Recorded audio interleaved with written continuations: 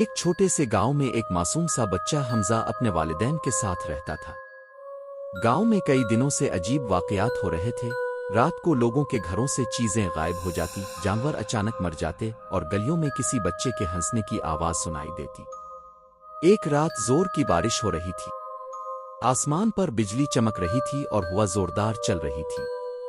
حمزہ کھڑکی کے پاس کھیل رہا تھا کہ اچانک دیکھا کھڑکی کے باہر ایک پرانی گڑیا رکھی ہے۔ وہ گڑیا مٹی سے بھری ہوئی تھی، اس کے کپڑے پھٹے ہوئے تھے اور آنکھوں میں سرخ چمک تھی۔ حمزہ نے تجسس میں آ کر گڑیا اٹھا لی اور بستر پر رکھ دی۔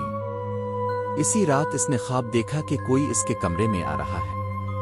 خواب میں گڑیا آہستہ آہستہ چلتے ہوئے قریب آئی اور سرگوشی کی۔ میں واپس آ گئی ہوں کھیلنے کے لیے۔